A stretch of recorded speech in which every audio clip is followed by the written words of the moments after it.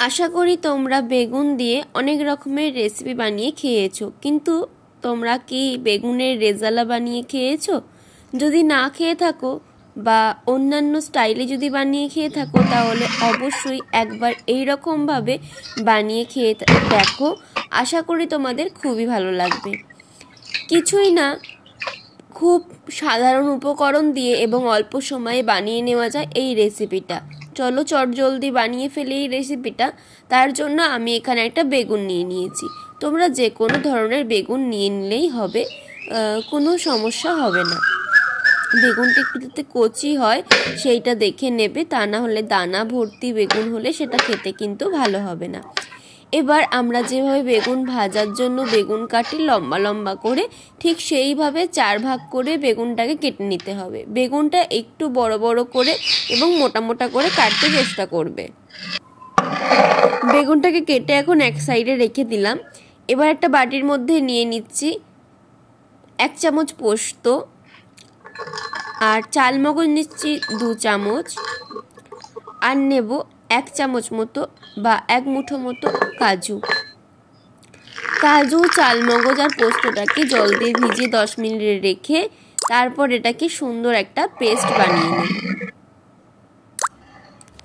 10 minute রেখে ভালোভাবে এটাকে একটা পেস্ট বানিয়ে নিয়েছি। দেখো সুন্দরভাবে কিন্তু পেস্টটা তৈরি হয়ে গেছে। এবার আরও একটা বাটি নিলাম আর তার মধ্যে নিয়ে নিচ্ছি টক দই। 2 চামচ টক দইকে নিয়ে ভালোভাবে টক দইটাকে ফেটিয়ে নিতে হবে। টক দইটাকেও ফেটিয়ে নিয়েছি, আর কোনো রকম জল ব্যবহার করিনি। টক দইটাকে সাইড করে নেব। এবার কেটে রাখা বেগুনগুলোর মধ্যে দিয়ে দিচ্ছি স্বাদ মতো লবণ। লবণটা দিয়ে কখনোই রেখে দেবে না বেগুনটা, তাহলে বেগুনটা কিন্তু নরম হয়ে যাবে আর অত্যাধিক পরিমাণে জল বেরিয়ে আসবে। তাই বেগুন ভাজার আগে কিন্তু লবণটাকে মাখিয়ে নেবে। আর আমি এখানে হলুদের ব্যবহার করব না, তাই আমি এখানে বেগুনটার মধ্যে হলুদ মাখালাম না। তোমরা চাইলে হলুদ দিতে পারো। বেগুনটাকে ভালোভাবে ম্যারিনেট করে নেওয়া হয়ে গেছে লবণ দিয়ে। এবার ওভেনে একটা কড়াই বসিয়ে দিয়েছি। কড়াইয়ে বেশ কিছুটা সরষের তেল গরম করে নিয়ে দিয়ে দিচ্ছি ম্যারিনেট করে রাখা বেগুনের পিসগুলো। গরমের দিনে রুটি খাওয়ার জন্য কি সবজি বানানো যায় সেটা কিন্তু ভাবি আমরা অনেকেই, আর এটা নিয়ে প্রায়ই আমাদের দুশ্চিন্তার শেষ থাকে না যে কি বানানো যায় নতুনত্ব। এই রেসিপিটা তোমরা অবশ্যই একবার ট্রাই করো, আর এই গরমের দিনে এই রেসিপিটা ট্রাই করলে কিন্তু কোনো সমস্যা হবে না, কেননা এটা পেঁয়াজ রসুন ছাড়া সম্পূর্ণ নিরামিষভাবে তৈরি। আর তার থেকেও বড় কথা, এটার মধ্যে কিন্তু খুব অল্প মশলা দিয়ে রান্নাটা হয়ে যায়। আশা করি তোমরা বুঝতেই পারছো যে কত অল্প মশলায় রান্নাটা হচ্ছে। কড়াইয়ের মধ্যে একটু গরম মশলা, গোটা গরম মশলা, তেজপাতা আর জিরে ফোড়ন দিয়ে এবার এর মধ্যে দিয়ে দিলাম কাজু, পোস্ত আর চালমগজের পেস্টটা থেকে ভালোভাবে তেল ছেড়ে বেরিয়ে এলে দিয়ে দিচ্ছি টক দই।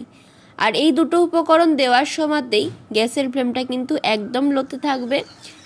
দুটো উপকরণকে ভালোভাবে মিক্স করে নেওয়ার পরে সুন্দর করে তেল ছেড়ে বেরিয়ে এলে এর মধ্যে দিয়ে দিলাম একটু টমেটো কেচাপ 1.5 চামচ মতো, আর দিয়ে দিলাম কাশ্মীরি রেড চিলি পাউডার। এটা শুধুমাত্র রঙের জন্য ব্যবহার করেছি, তোমরা চাইলে নাও ব্যবহার করতে পারো।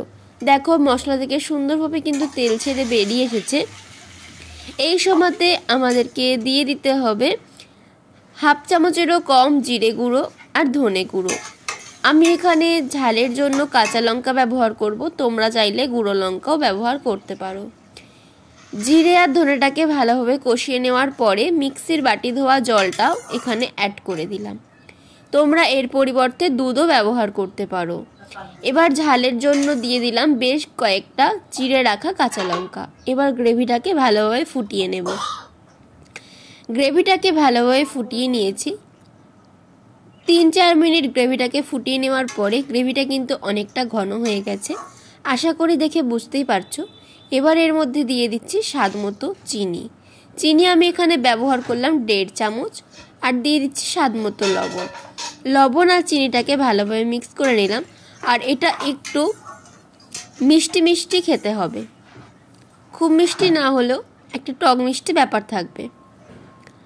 এবার ভেজে তুলে রাখা বেগুনের টুকরোগুলো গ্রেভির মধ্যে ভালোভাবে দিয়ে নিচ্ছি। এটা যেহেতু নিরামিষ রান্না, যে কোনো উপাসের দিনেও তোমরা এটা বানিয়ে অনায়াসে খেতে পারো, তোমাদের খুবই ভালো লাগবে আশা করি। বেগুনটাকে ভালোভাবে দিয়ে এবার এটাকে ফুটতে দেব 2 থেকে 3 মিনিট। 2-3 মিনিট পর ফিরে এলাম। আশা করি দেখে বুঝতেই পারছো এটা দেখতে কত সুন্দর হয়েছে, খেতে কিন্তু এটা আরও সুন্দর হয়। এবার এর মধ্যে দিয়ে দিলাম 1/2 চামচের মতো গোলাপ জল আর দিলাম বিরিয়ানি মশলা ঘরে তৈরি করা। এই বিরিয়ানি মশলাটা দিলে এই রেজালার স্বাদটা কিন্তু খুবই ভালো হয়। আর লাস্টে দিয়ে দিলাম 1 চামচ গাওয়া ঘি দিয়ে গ্যাসের ফ্লেমটা অফ করে ঢাকা চাপা দিয়ে স্ট্যান্ডিং টাইমে রেখে দেব। তারপর এটাকে সার্ভ করে নিচ্ছি। রুটি, লুচি, পরোটা, নান, পোলাও যে কোনো কিছুর সাথে এটা খেতে কিন্তু ভীষণই ভালো লাগে। আশা করি আজকে আমার এই রেসিপিটা তোমাদের খুবই ভালো লেগেছে। যদি ভালো লেগে থাকে তাহলে অবশ্যই আমাদের এই ছোট্ট চ্যানেলটার পাশে থাকবে, পেজটা ফলো করে দেবে আর সাবস্ক্রাইব করে দেবে চ্যানেলটা। টাটা।